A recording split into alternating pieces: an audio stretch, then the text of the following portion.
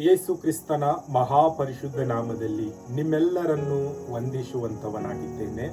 Price the lord. ಶಾಲೋಮ್. ಈ ಬೆಳಗಿನ ಜಾವದಲ್ಲಿ ವಾಕ್ಯ ಓದಿಕೊಳ್ಳೋಣ.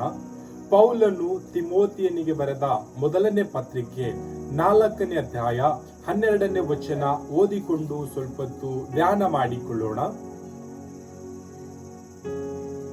ಯೌವನಸ್ಥನೆಂದು ನಿನ್ನನ್ನು ಅಸಡೆ ಮಾಡುವುದಕ್ಕೆ ಯಾರಿಗೂ ಅವಕಾಶ ಕೊಡದೆ ನಂಬುವವರಿಗೆ ನಡೆ, ನುಡಿ, ಪ್ರೀತಿ, ನಂಬಿಕೆ, ಶುದ್ಧತ್ವ ಇವುಗಳ ವಿಷಯದಲ್ಲಿ ನೀನೇ ಮಾದರಿಯಾಗಿರು. ಸಂದೇಶದ ಶಿರೋನಾಮೆ ನೀನೇ ಮಾದರಿಯಾಗಿರು ಎಂಬುದಾಗಿ. ಯಾರು ಮಾದರಿಯಾಗಿರಬೇಕು, ಹೇಗೆ ಮಾದರಿಯಾಗಿರಬೇಕು ಎಂಬುದಾಗಿ ಈ ಸತ್ಯವೇದದ ಮೂಲಕ ನಾವು ತಿಳಿದುಕೊಳ್ಳುವಂತವರಾಗೋಣ. ಈ ಲೋಕದಲ್ಲಿ ಜೀವಿಸುವಾಗ ಯವನಸ್ಥರ ಜೀವಿತವನ್ನು ನೋಡುವಾಗ ಯವನಸ್ಥರಲ್ಲಿ ಯಾರು ನಂಬಿಕೆ ಇಡುತ್ತಾರೋ ಅವರಿಗೆ ಯವನಸ್ಥರು ನಡೆಯಿಂದ, ನುಡಿಯಿಂದ ನಂಬುವವರಿಗೆ ಅವರು ಒಳ್ಳೆಯ ಒಂದು ಮಾರ್ಗದಲ್ಲಿ ಜೀವಿಸುವಂತವರಾಗಬೇಕು. ಅವರು ಅಸಡೆ ಮಾಡುವುದಕ್ಕೆ ಒಳಗಾಗಬಾರದು ಎಂಬುದಾಗಿ ಈ ಲೋಕದಲ್ಲಿ ಯವನಸ್ಥ ಮಕ್ಕಳಿಗೆ ಅನೇಕ ಜನರು ಹೀಯಾಳಿಸಿ ಮಾತನಾಡುತ್ತಾರೆ. ಈತನ ಜೀವಿತ ಹೀಗಿದೆ, ಈತನು ಮಾರ್ಗ ತಪ್ಪಿ ಹೋಗಿದ್ದಾನೆ, ಅನೇಕ ಕೆಟ್ಟ ಚಟಗಳಿಗೆ ಒಳಗಾಗಿದ್ದಾನೆ,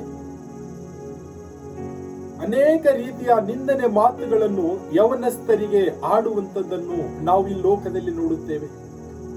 ಆ ವಿಷಯವಾಗಿಯೇ ಯವನಸ್ಥನು ಯಾವ ರೀತಿಯಾಗಿ ಜೀವಿಸಬೇಕೆಂಬುದಾಗಿ ಈ ಸತ್ಯವೇದ ಸ್ಪಷ್ಟವಾಗಿ ಹೇಳುತ್ತಾ ಇದೆ.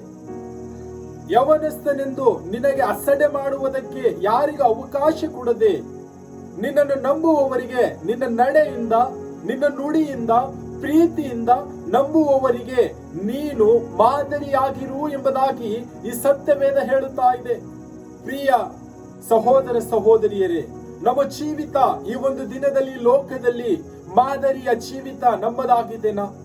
ನಮ್ಮ ನಡೆಯಿಂದ, ನಮ್ಮ ನುಡಿಯಿಂದ, ನಮ್ಮ ಪ್ರೀತಿಯಿಂದ ಈ ಲೋಕದ ಜನರಿಗೆ ನಾವು ಮಾದರಿಯಾಗಿರಬೇಕು. ನಾವು ನಮ್ಮ ಜೀವಿತ ಈ ಲೋಕದ ಜನರ ಮುಂದೆ ಮಾದರಿಯಾಗಿರುವಾಗ ನಮ್ಮನ್ನು ಈ ಲೋಕದ ಜನರು ಅಸಡೆ ಮಾತುಗಳಿಂದ ನಮ್ಮನ್ನು ಹೀಯಾಳಿಸುವುದಿಲ್ಲ. ನಾವು ಅವರ ಅಸಡೆ ಮಾತುಗಳಿಗೆ ಒಳಗಾಗುವುದಿಲ್ಲ. ಯಾಕೆ? ನಾವು ನಡೆಯಲ್ಲಿ, ನುಡಿಯಲ್ಲಿ, ಪ್ರೀತಿಯಲ್ಲಿ, ನಂಬಿಕೆಯಲ್ಲಿ ನಾವು ದೃಢವಾಗಿದ್ದೇವೆ. ಯವನಸ್ಥ ಮಕ್ಕಳು ತಮ್ಮ ಜೀವಿತವನ್ನು ಸರಿಪಡಿಸಿಕೊಳ್ಳುವುದು, ಅವರ ನಡೆ ನುಡಿ ಸರಿಪಡಿಸಿಕೊಳ್ಳುವುದು ಯಾವುದರಿಂದ ಎಂಬುದಾಗಿ ನೋಡುವಾಗ ಕೀರ್ತನೆಯಲ್ಲಿ ಈ ರೀತಿಯಾಗಿ ಹೇಳಲ್ಪಟ್ಟಿದೆ. ಯವನಸ್ಥನು ತನ್ನ ನಡತೆಯನ್ನು ಶುದ್ಧಿಪಡಿಸಿಕೊಳ್ಳುವುದು ಯಾವುದರಿಂದ? ನಿನ್ನ ವಾಕ್ಯಗಳನ್ನು ಗಮನಿಸಿ ನಡೆಯುವುದರಿಂದಲೇ. ಯವನಸ್ಥನು ಯಾವುದರಿಂದ ಆತನ ನಡೆ, ಆತನ ನುಡಿ ಶುದ್ಧೀಕರಿಸಿಕೊಳ್ಳುತ್ತಾನೆ? ಈ ಲೋಕದ ಜನರು ಆತನಿಗೆ ಅಸಡೆ ಮಾತುಗಳು ಆಡಬಾರದು ಎಂಬುದಾಗಿ ಆತನ ಜೀವಿತ ಆತನ ಸರಿಪಡಿಸಿಕೊಳ್ಳುವುದು ಯಾವುದರಿಂದ? ಈ ಸತ್ಯವೇದವನ್ನು ಓದುವುದರಿಂದ, ಈ ಸತ್ಯವೇದವನ್ನು ಕೈಕೊಂಡು ನಡೆಯುವುದರಿಂದ ಆತನ ನಡೆ, ನುಡಿ, ಪ್ರೀತಿಯಲ್ಲಿ, ನಂಬಿಕೆಯಲ್ಲಿ ಆತನ ಜೀವಿತ, ಮಾದರಿಯ ಜೀವಿತ ಈ ಲೋಕದ ಜನರ ಮುಂದೆ ಇರುವಂತದಾಗಿದೆ. ಈ ಒಂದು ದಿನದಲ್ಲಿ ನಮ್ಮ ಜೀವಿತ ನಾವು ಪರೀಕ್ಷೆ ಮಾಡಿಕೊಳ್ಳೋಣ. ಪ್ರೀತಿಯ ಯವನಸ್ಥ ಸಹೋದರ ಸಹೋದರಿಯರೇ, ನಿಮ್ಮ ಜೀವಿತದಲ್ಲಿ ನಿಮ್ಮ ನಡೆ, ನಿಮ್ಮ ನುಡಿ, ನಿಮ್ಮ ನಂಬಿಕೆ, ನಿಮ್ಮ ಪ್ರೀತಿ ಈ ಲೋಕದ ಜನರಿಗೆ ಅದು ಮಾದರಿಯಾಗಿರಬೇಕು. ನಿಮ್ಮ ಜೀವಿತ ಮಾದರಿಯಾಗಿರಬೇಕು. ಅದು ಯಾವುದರಿಂದ? ಈ ವಾಕ್ಯವನ್ನು ಓದುವುದರಿಂದ, ಈ ವಾಕ್ಯವನ್ನು ಕೈಕೊಂಡು ನಡೆಯುವುದರಿಂದ ಈ ಲೋಕದ ಜನರು ಯವನಸ್ಥ ಮಕ್ಕಳಾದಂತ ನನ್ನ ಜೀವಿತವನ್ನು ನೋಡುವಾಗ, ನಿಮ್ಮ ಜೀವಿತವನ್ನು ನೋಡುವಾಗ ಈ ಲೋಕದ ಜನರು ಈತನಲ್ಲಿ ನಡೆ ಸರಿ ಇದೆ, ಈತನ ನುಡಿಗಳು ಚೆನ್ನಾಗಿದೆ, ಈತನು ಪ್ರೀತಿಯ ಮಾತುಗಳನ್ನು ಆಡುತ್ತಾನೆ, ಈತನು ಸಂತೈಸುತ್ತಾನೆ, ಈತನಲ್ಲಿ ನಂಬಿಕೆ ಇದೆ, ಈತನಲ್ಲಿ ಪ್ರೀತಿ ಅಪಾರವಾಗಿದೆ, ಶಾಂತಿ ಇದೆ, ಸಮಾಧಾನ ಇದೆ, ಸಂತೋಷ ಇದೆ, ಇದ್ದರೆ ಈ ಮಗನ ಹಾಗೆ ನನ್ನ ಮಗನು, ನನ್ನ ಮಗಳು ಇರಬೇಕು ಎಂಬುದಾಗಿ ನಮ್ಮ ಜೀವಿತ ಮಾದರಿಯ ಜೀವಿತವಾಗಿ ಈ ಲೋಕದಲ್ಲಿ ನಾವು ಜೀವಿಸುವಂತವರಾಗೋಣ. ಈ ಒಂದು ದಿನದಲ್ಲಿ ಸುಂದರ ಸಮಯವಾಗಿದೆ.